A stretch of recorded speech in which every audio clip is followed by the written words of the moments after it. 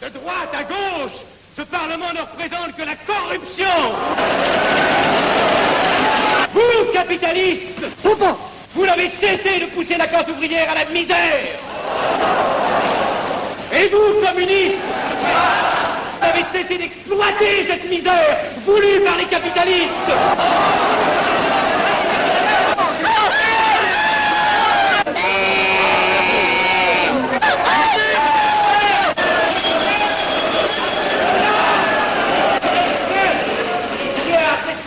Et vous tous, parlementaires, désuets et périmés, insultez-moi le parlementarisme.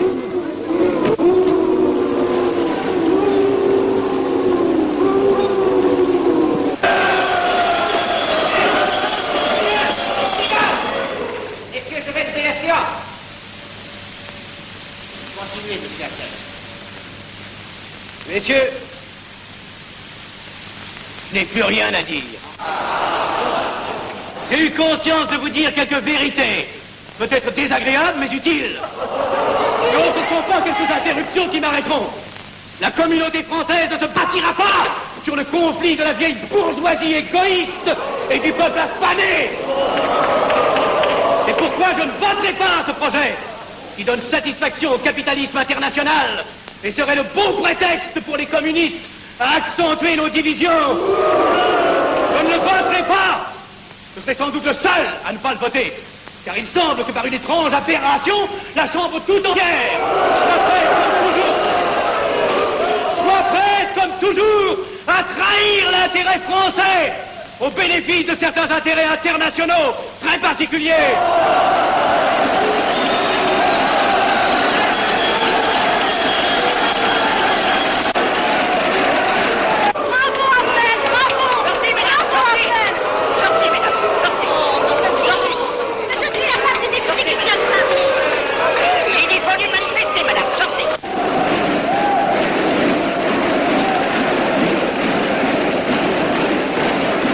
Il a du courage, ce petit Abdel. Ces petits nationaux trop puritains nous font perdre notre temps. Il faudrait l'éduquer un peu. De quelle loge est-il? Il n'est pas de chez nous, mon frère Dubois. Tout s'explique. Voilà un garçon intelligent qui a besoin d'une méthode et de conseils. Présentez-le donc. Il est sensible, il faudra procéder avec précaution. Envoyez-lui la rivière, il saura le persuader. J'y vais.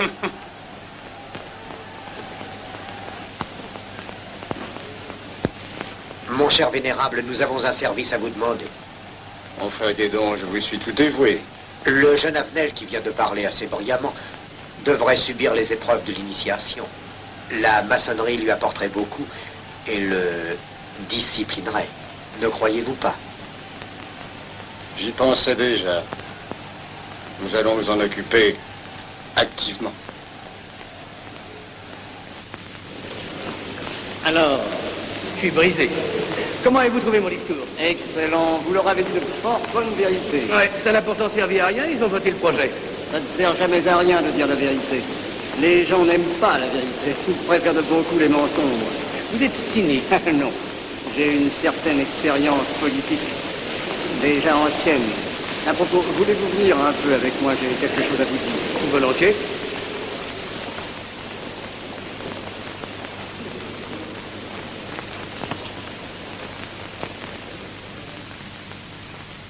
Oui, voyons, je voulais vous dire, si nous reprenions notre conversation sur la franc-maçonnerie, vous m'aviez dit l'autre jour que vous étiez curieux de connaître cette association.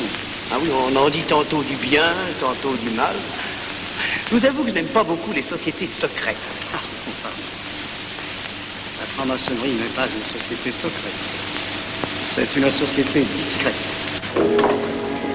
Pourquoi éprouves-tu tant de répugnance à me voir entrer dans la franc-maçonnerie? Cette association me semble suspecte. Il ne doit y avoir que des arrivistes là-dedans. Non, voyons, ce sont peut-être aussi des braves gens animés d'un idéal sincère. Le texte qu'ils m'ont donné est rempli de bonnes idées. Tu me diras que ça n'est qu'un programme affiché à l'entrée. Mais il me paraît loyal. Tu es un honnête homme, mon chéri. Mais tu as un grand défaut. Ah, et lequel? Tu ne vois jamais le mal. Tu imagines que les autres sont bons comme toi-même. C'est pourquoi tu as toujours des déceptions. N'importe, je suis décidé à tenter cette expérience. Alors fais-la. Je souhaite me tromper.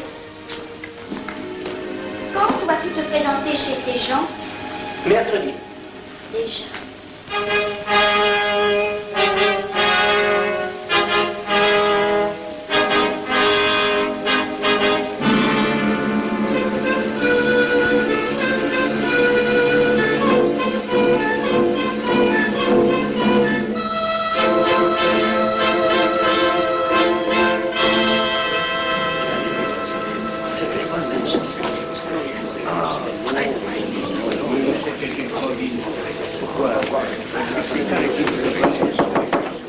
Mes frères, les travaux reprennent force et vigueur. La tenue du comité a voté l'interrogatoire du profane Abel. Nous allons lire les rapports confidentiels de nos enquêteurs. Pierre Avenel, né en 1902 à Laval, a fait sa première communion. Oh, mon frère Valérie, je vous en prie. Mais déclare ne pas pratiquer régulièrement. A même cessé de fréquenter l'église. Très bien. Mais s'avoue spiritualiste.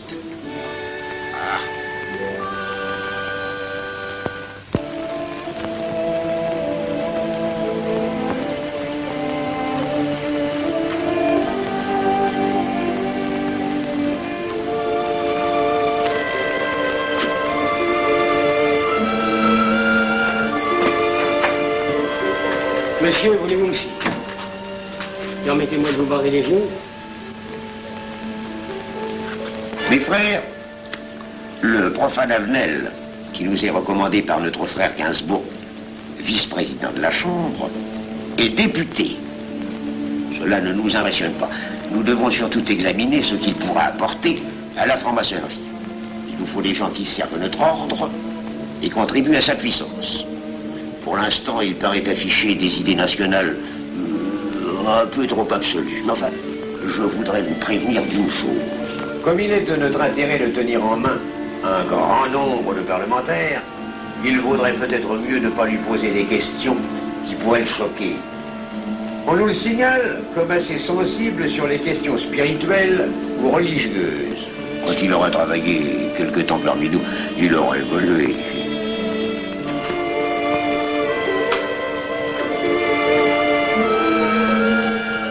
Et voilà, le silence le plus absolu, mes frères. Qui frappe ainsi régulièrement à la porte du temple? C'est un profane qui demande à être interrogé, vénérable maître. Faites entrer le profane.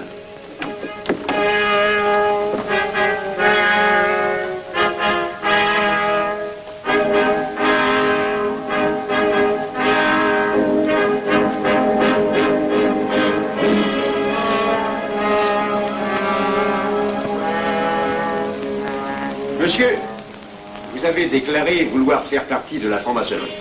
Mais nous désirons savoir qui vous êtes. Nous allons donc vous interroger sur vos sentiments, vos croyances, vos idées politiques. Répondez-nous sans vous troubler, mais en nous disant la plus stricte vérité. Consentez-vous à cet interrogatoire? J'y consens.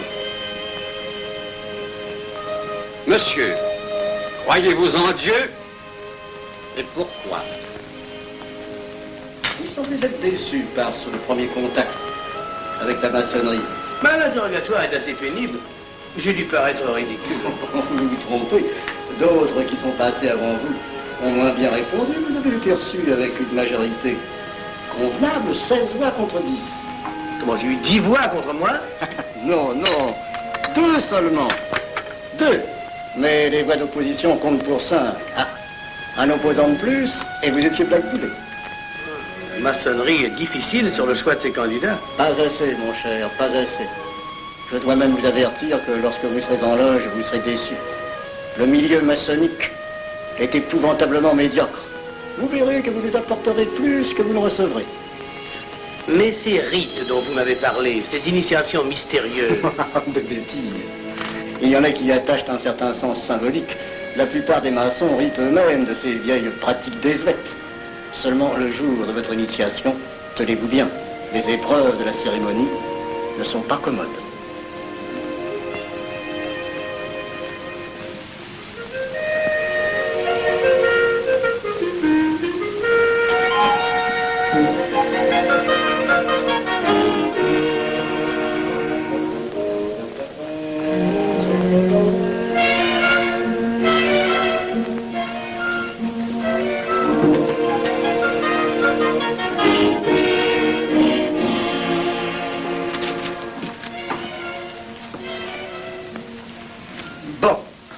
Attendez à la buvette, là.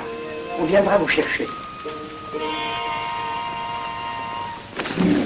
Mais c'est entendu, mon cher, je m'occupe de ton affaire. Tu peux compter sur moi. Mais c'est entendu. Excuse-moi, la tenue va commencer, je suis un peu en retard.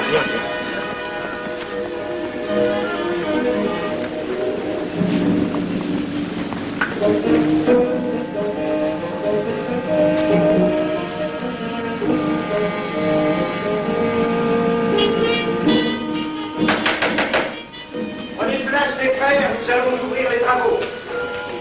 Mon frère Durand, veuillez prendre place à l'ordre.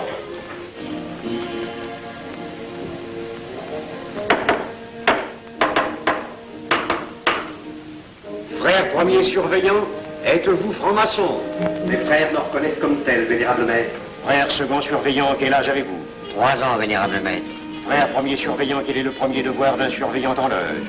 Vénérable maître, c'est de s'assurer que le temple est couvert. Veuillez vous en faire assurer par le frère couvreur.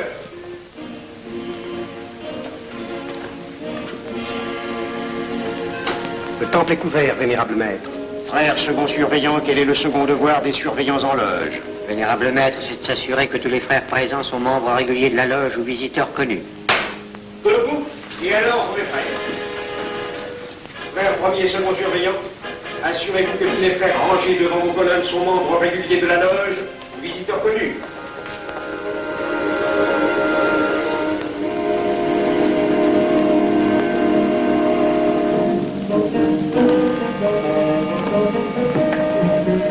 Vénérable maître, les frères qui décorent l'une et l'autre colonne sont membres réguliers de la loge ou visiteurs connus. Il en est de même à l'Orient. Frère premier surveillant, à quelle heure les francs-maçons opèrent-ils leurs travaux? À midi, vénérable maître. Quelle heure est-il, frère second surveillant? Il est midi, vénérable maître. Puisqu'il est l'heure du travail, frère premier et second surveillant, invitez les frères de vos colonnes à se joindre à vous et à moi pour ouvrir les travaux de la respectable loge des enfants de l'univers en viande tarie, au grade d'apprenti, en la forme accoutumée. À moi, mes frères, par le signe, la triple batterie et l'acclamation.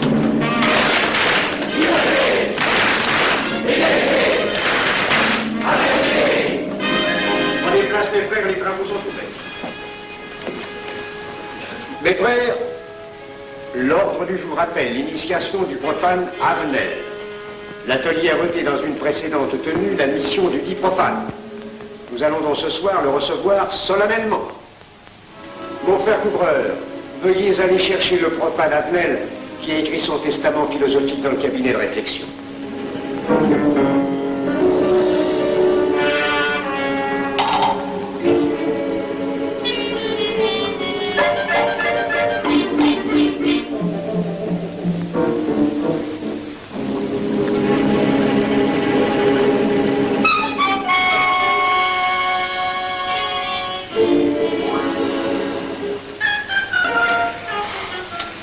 Rigolo leur truc.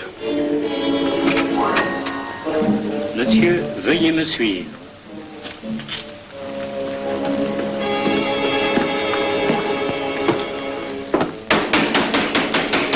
Qui frappe ainsi régulièrement à la porte du temple? Vénérable maître, c'est un profane qui demande à être reçu maçon s'il en est jugé digne. Frères, armez-vous de vos glaives. Faites entrer le profane.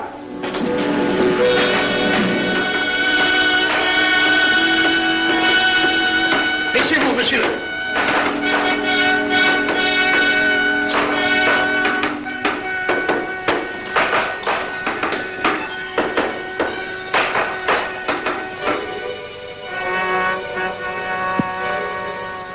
Monsieur, cette épée que vous sentez sur votre poitrine est toujours levée pour punir le parjure. Elle est le symbole du remords qui déchirerait votre cœur si vous deveniez traître à la société dans laquelle vous voulez entrer. Est-ce de votre propre volonté, en pleine liberté, que vous vous présentez parmi nous? Oui. C'est une institution qui ne procède que d'elle-même. Elle prend sa force dans la raison. Persistez-vous toujours dans vos intentions? Êtes-vous bien déterminé à vous soumettre aux épreuves, quelles qu'elles puissent être? J'y consens. En ce cas, confiez-vous à la main qui va diriger vos pas. Mais, comme il serait imprudent de s'imposer des obligations dont on ne connaîtrait pas l'étendue, il est de la sagesse de cette respectable assemblée de vous dire quels seront vos devoirs si elle vous admet dans son sein. Le premier est un devoir absolu de secret sur tout ce que vous pourrez entendre et découvrir parmi nous, ainsi que sur tout ce que vous verrez et saurez par la suite. Je dois exiger de vous un serment, prêté sur la coupe des libations. Consentez-vous à le prêter? Oui. Frère expert, faites approcher le profane. Et vous, maître des cérémonies, apportez la coupe des serments. Présentez la coupe au profane.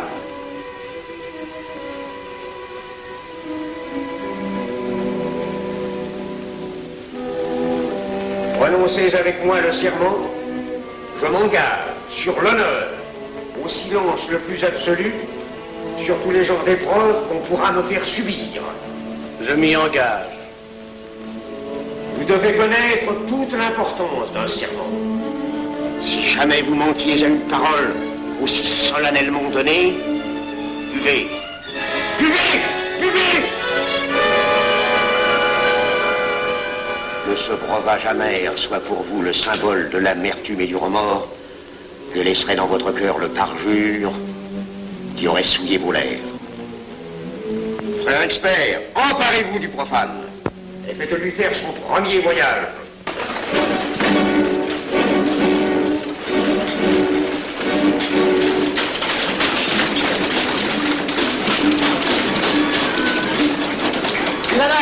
C'est un profane qui demande à être reçu maçon.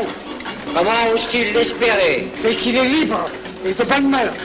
Puisqu'il en est ainsi, qu'il passe.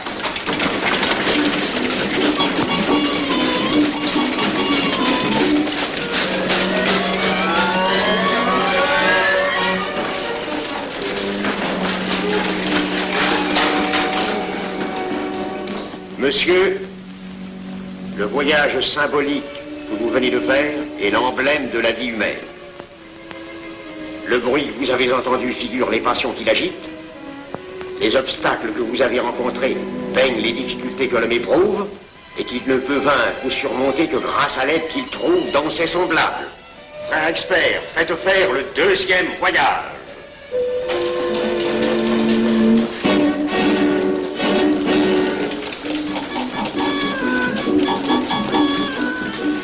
va là? C'est un profane qui demande d'être reçu maçon. Comment ose-t-il l'espérer? C'est qu'il est libre et de bonne mœurs. Puisqu'il en est ainsi qu'il passe, et qu'il soit purifié par l'eau.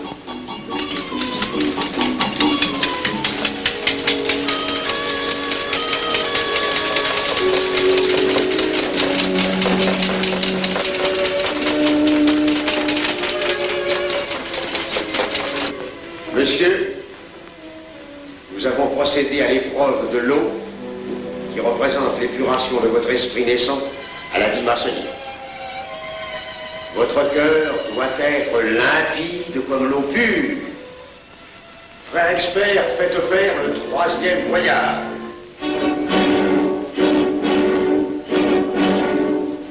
Qui va là? C'est un profane qui demande à être reçu maçon. Comment ose-t-il l'espérer? C'est qu'il est libre et de bonne mœurs. Puisqu'il en est ainsi qu'il passe par les flammes.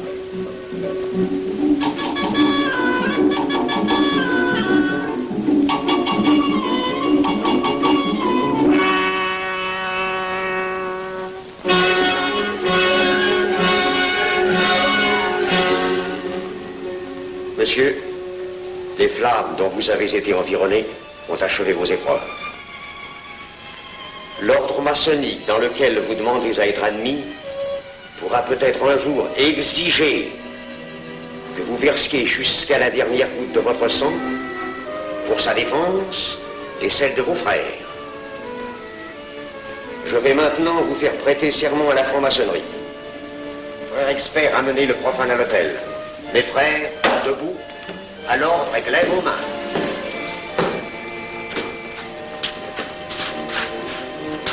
Moi, Pierre Avenel.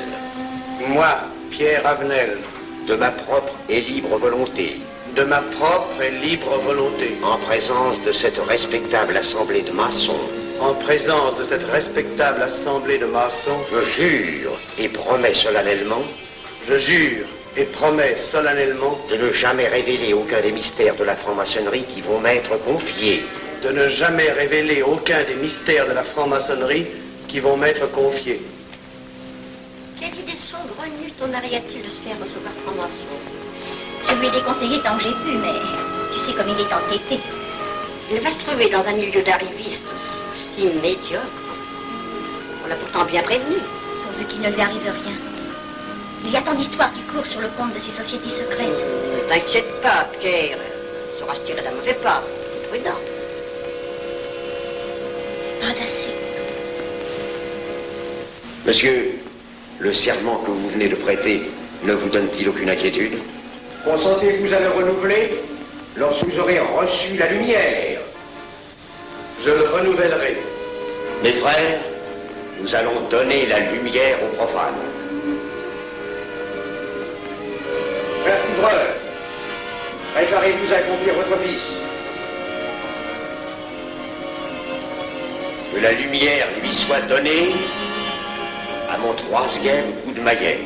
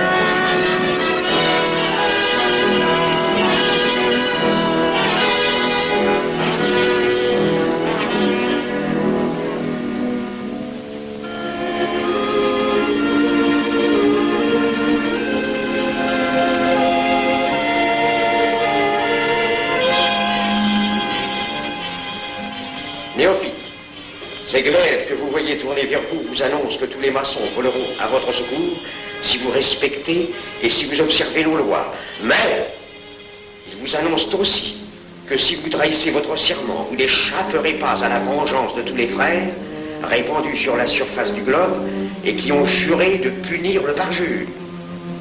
Le jurez-vous, mes frères?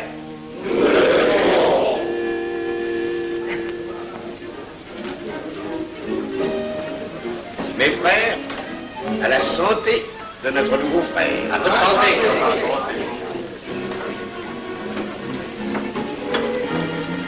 Mon très cher frère, qu'est-ce que vous pensez de cette soirée? Eh bien, c'est curieux. Cette cérémonie est très impressionnante. Mon cher frère, pourrais-je vous laisser ma carte au cas où vous auriez besoin de mes services? Je vends de tout. De la bonneterie, des chaussures, du savon à des prix invraisemblables. Tu permets, mon cher Lévi-Stein? Je t'en prie. Mon frère Avenel, nous allons bientôt vous mettre à contribution. Oui, un de nos amis de notre loge voudrait un bureau de tabac. Le Grand Orient est submergé de monde en ce moment. Avec vous, ça ira peut-être un peu plus vite. Volontiers. Je vous remercie. Ah, dans quelque temps, je vous parlerai aussi d'une autre affaire. Depuis plusieurs années, j'ai droit à la Légion d'honneur. Je ne m'en suis jamais occupé, je n'ai pas voulu déranger vos amis pour ça, on leur demande déjà tellement de choses, n'est-ce pas? Vous m'aiderez? À votre service. Merci beaucoup. Alors, au revoir. Ah non, pas comme ça. Voyez-vous, des petits coups secs avec le pouce, là, comme ça. Pom, pom, pom. Essayez. Pom, pom, pom. Et ben voilà. Avec ce signal-là, on ouvre toutes les portes.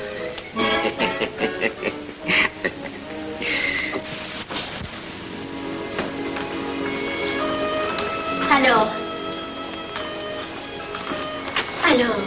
content? Bon. Tu as l'air contrarié. Oh non.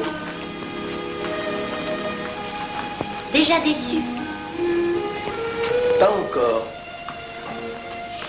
Tu me raconteras la séance. Ah, j'ai juré de ne rien dire. Même à moi? Écoute, c'était pas ridicule. C'était étrange.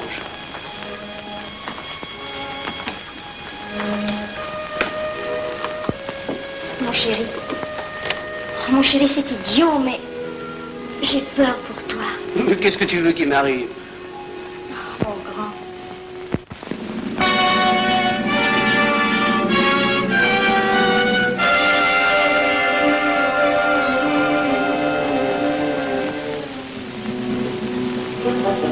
Mon très cher frère Avenel, vous êtes député. J'ai un service à vous demander. Tous les détails sur la bureauterie. Mon très cher frère, si vous pouviez m'obtenir cette place, vous me feriez plaisir. Mon cher, donnez donc un coup de téléphone au préfet, qu'il m'ôte cette contravention. Demandez la liberté, le scandale fascinateur.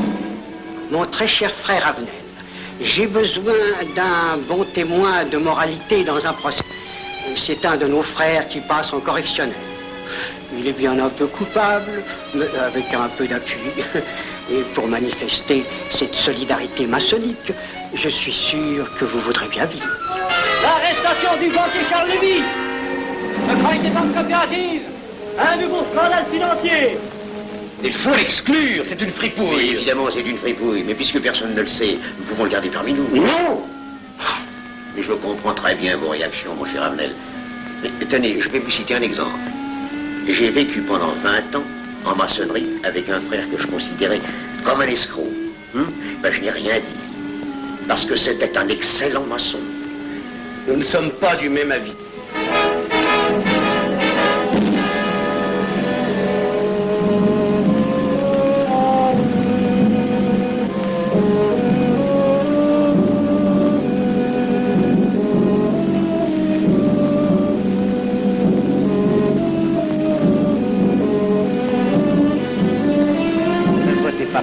Pourquoi? C'est un adversaire de la maçonnerie. Et son projet est excellent. Qu'importe, il nous dessert. Vous n'avez pas l'air de mon ami. Non. Non, non et non, je ne ferai pas ce que vous voulez. Un bout de mot de vous conformer à la discipline républicaine. La discipline républicaine et maçonnique. Je sais ce que c'est, allez, c'est une canaillerie. Mon frère, ne laissez pas vos paroles dépasser votre pensée. Oh, ne croyez pas que je sois en colère, non, j'ai tout mon sang-froid au contraire. Et c'est pour ça que je ne voterai pas cette loi unique. Détruisez ce pays en l'empoisonnant doucement. Avenel, Vous ne parlez pas sérieusement. Mais vous ne comprenez donc rien.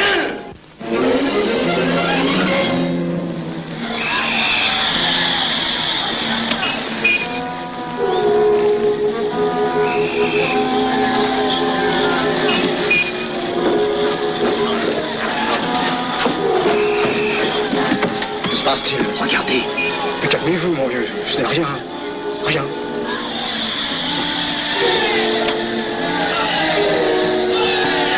Que croyez-vous qu'on doit faire? Rien. Surtout rien. Pas de pareil cas que t'attends. Et croyez-moi, il n'y aura pas d'incident. Tous ces gens vont rentrer se coucher. Ils sont fatigués de voir crier.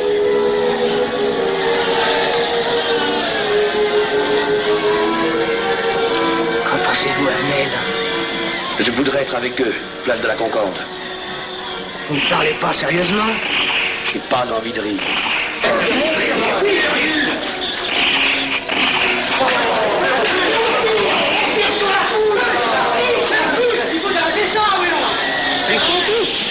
Faut arrêter ça.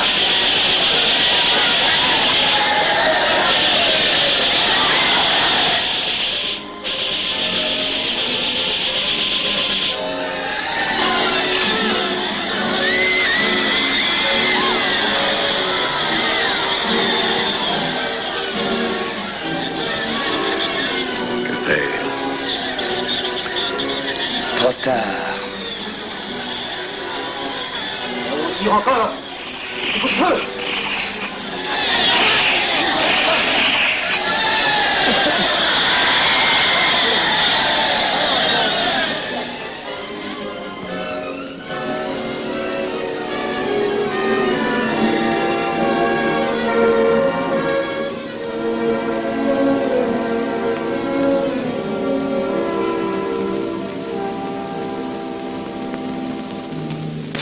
Messieurs, nous avons établi définitivement la liste des membres de la commission d'enquête.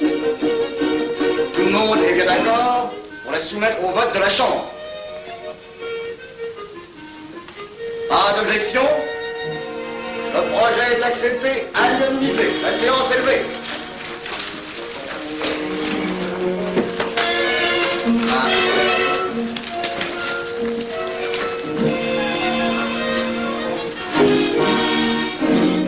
Que ça va marcher?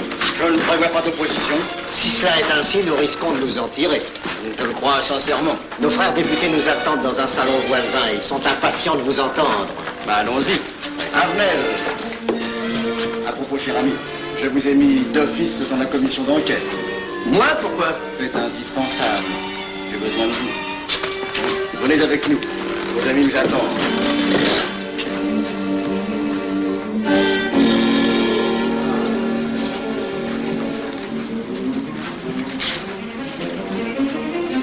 Mes frères, puisque nous sommes entre nous, je puis vous dire bien confidentiellement que nous allons traverser ces événements graves sans trop de dommages. La commission vient d'accepter tout à l'heure les listes que nous avons proposées pour la commission d'enquête. Beaucoup de nos adversaires en font partie, mais dans l'ensemble, les maçons sont encore en majorité. Rassurez-vous donc, ni la République ni la maçonnerie ne sont perdues. Elles ont traversé une crise grave. Elles sortiront renforcées de cette épreuve. Merci.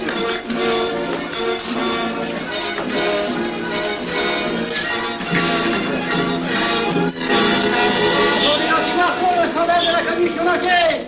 Demandez l'anti-Marfond, le scandale de la commission d'enquête. Vous me demanderez successivement le Quai d'Orsay, la Banque de France, l'état-major, le secrétaire général du Parti radical socialiste, le temps et les usines d'aviation Guerlain. Bien, monsieur.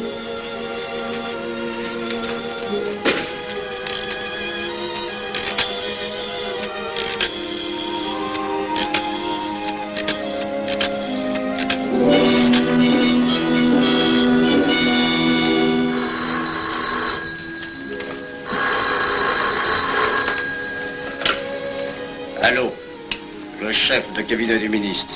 Allô? Mais oui, passez-le-moi.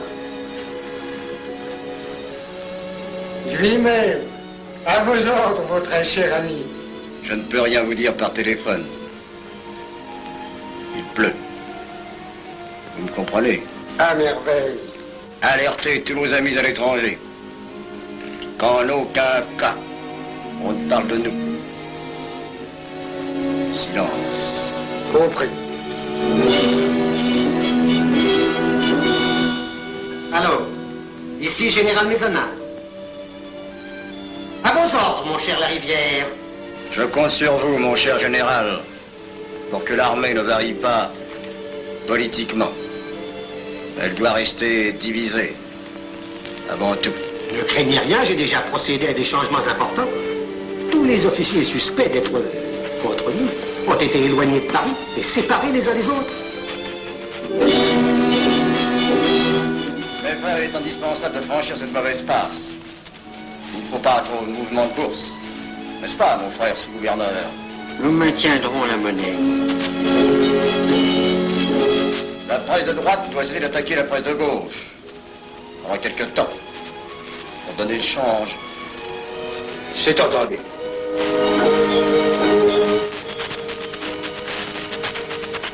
Les partis de gauche doivent faire entente avec ceux du centre. Et ceux de l'extrême gauche. De la sorte, nous contrôlons le peuple. Bloc populaire. Mieux. Front populaire. Bien. Quant à vous, mon cher Garlet, j'ai reçu ce matin une communication de l'étranger. On nous demande d'envoyer immédiatement du matériel d'aviation en Espagne. Moyennant quoi nous aurons tous les appuis politiques nécessaires. Même nos prototypes. Surtout nos prototypes. Ne croyez-vous pas que ce serait dangereux pour notre défense nationale? Faites ce que je vous dis.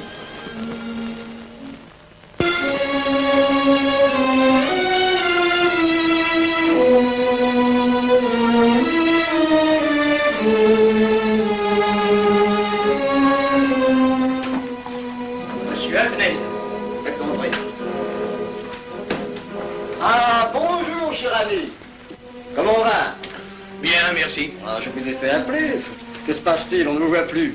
Vous le boudez? Oh non. Cigarette. Non, merci. Dites-moi, pourquoi avez-vous refusé de faire partie de la commission d'enquête? Bon, j'ai beaucoup de travail en ce moment et je fais déjà partie d'autres commissions. Avenel, répondez-moi franchement. Ce n'est pas parce que nous avons eu l'autre jour une petite discussion bien fraternelle? Eh bien, justement, si. Je voudrais vous parler de la franc-maçonnerie. Ah, mais bien, voyons, mais bien entendu. Asseyez-vous. Alors? Ah, je vous écoute. Eh bien, voilà, vous avez été mon présentateur, je vous dois une explication. Je suis décidé à déposer ma démission. Vous avez l'air d'avoir été déçu par la maçonnerie. Au pire, choqué. Pourquoi? Mais confessez-vous, mon vieux. Vous ne serez pas le premier maçon qui m'aura ouvert son cœur. Qu'est-ce qu'on vous a fait? Mais à moi, personnellement, rien. Mais je trouve ce milieu maçonnique... Pourri d'arrivistes écœurants. Je vous l'accorde.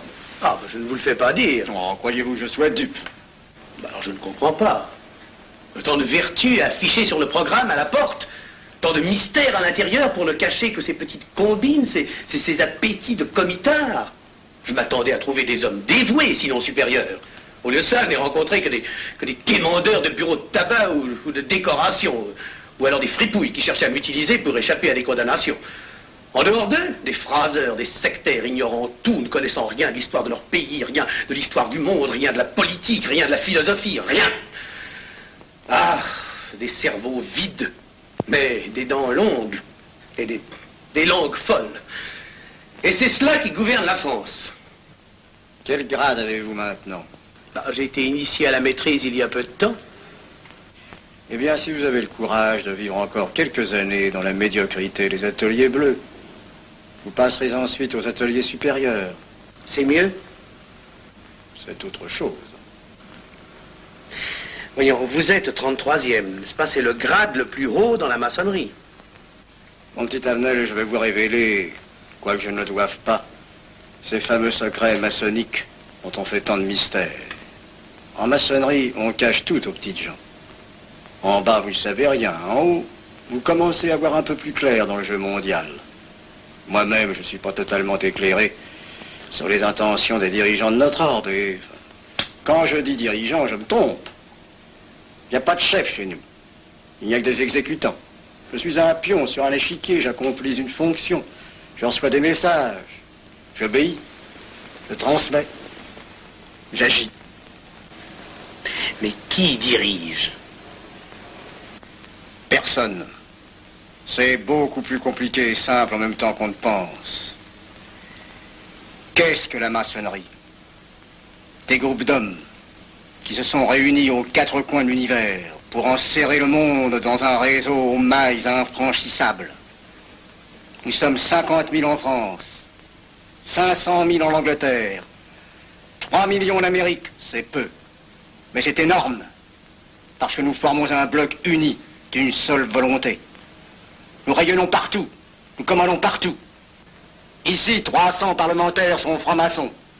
En Angleterre, le roi fait partie de notre ordre.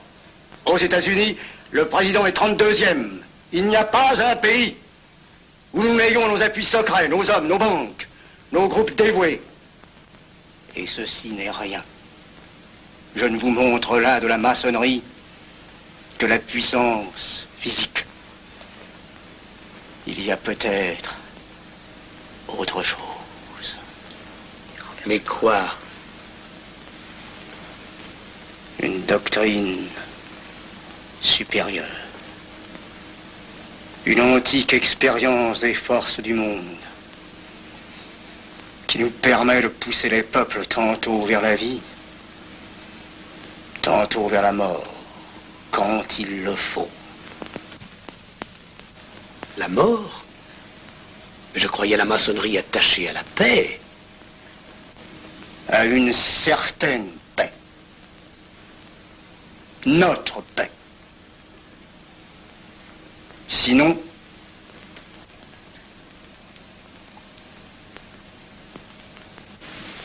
alors, cette démission, je vais réfléchir.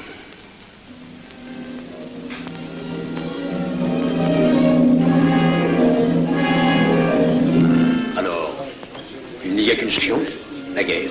Pour réussir à déclencher la guerre, la maçonnerie a besoin de tous ces hommes.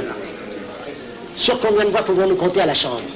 Nos frères parlementaires sont à peu près tous sûrs. Sauf un que j'oserais nommer, car il fait partie de notre loge. Dis donc, Avenel. Il tient des propos contre le Grand Orient qui l'accuse de vouloir déclarer la guerre à l'Europe. je n'ai jamais eu confiance en ce type-là.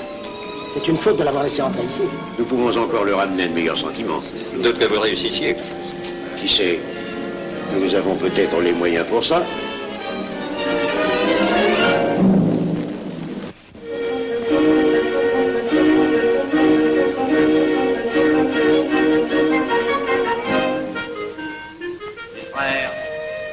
L'aviation allemande n'a pas d'appareil.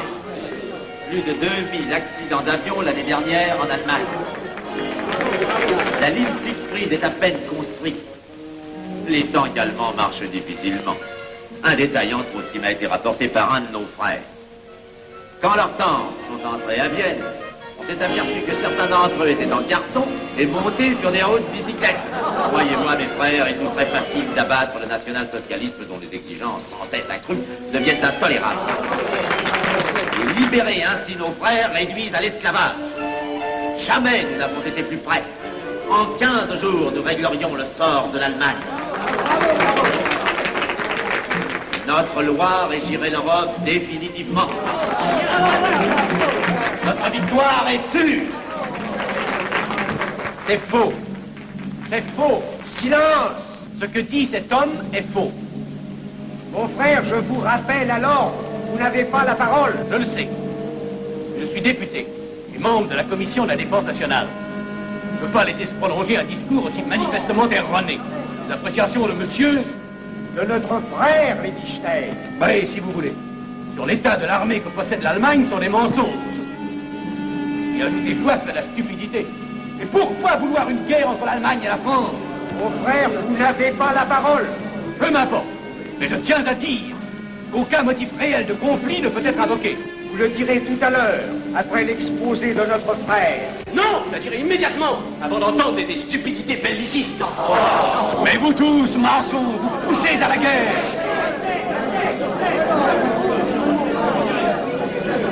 Pour que ce pays soit gouverné par vos lois, par les Juifs, et la maçonnerie surtout. Le peuple français ne se battra pas pour défendre une idéologie fumeuse, un régime ignoble, une république pourrie. Mon frère Abnel, je vous prie de couvrir le temple.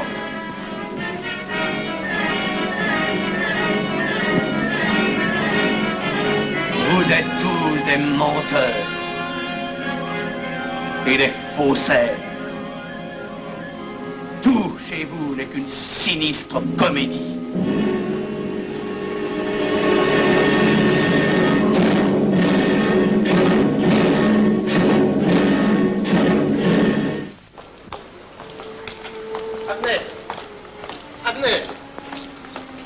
Abnel, excusez-moi, comme vous, j'habite Neuilly, c'est pourquoi je me permets de vous rejoindre. Oui, vous avez fort bien fait, mon frère. J'étais près de vous à la tenue. Je voulais vous féliciter. Oh, merci.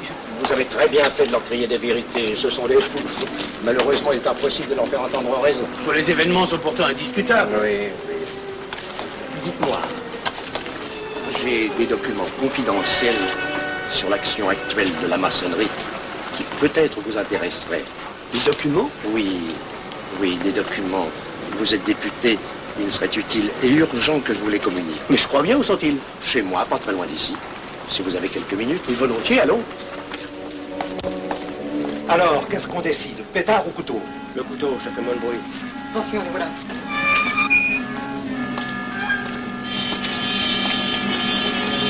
Un instant, je vais voir si quelqu'un...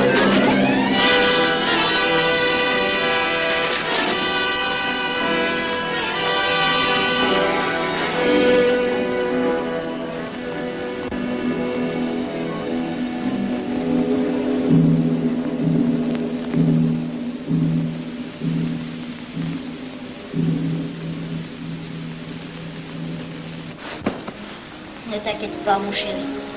Tu guériras vite. Le docteur a dit maintenant que tu étais sauvé, à condition d'être sage.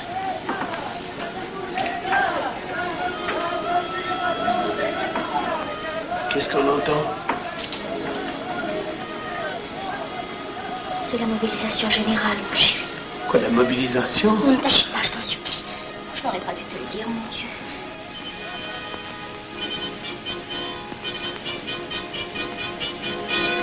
T'en fais pas, mon chéri. Tu reviendras vite.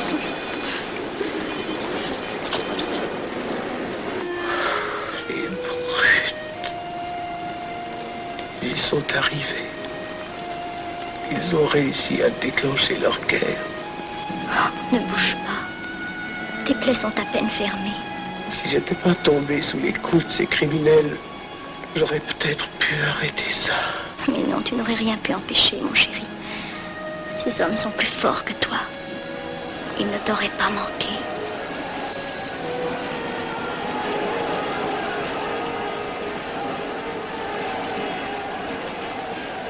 Qu'est-ce que c'est?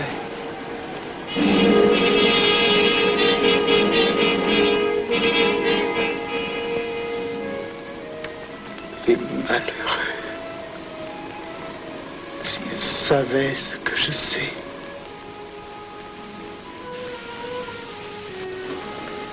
Mes frères, nous pouvons affirmer en toute sérénité que la franc-maçonnerie universelle a présentement atteint son but. Cette guerre qui est la nôtre est déclarée. Elle doit aboutir au triomphe de notre ordre. Il importe que le monde soit définitivement gouverné selon nos méthodes et par nos idées. Debout et alors. Frère premier surveillant, à quelle heure ferme-t-on les travaux? À minuit, vénérable maître. Quelle heure est-il, frère second surveillant? Minuit, vénérable maître. Puisqu'il est minuit et que nous avons accompli notre œuvre, je déclare les travaux clos à mon maillet. Retirons-nous en paix, mes frères, sous la loi du silence.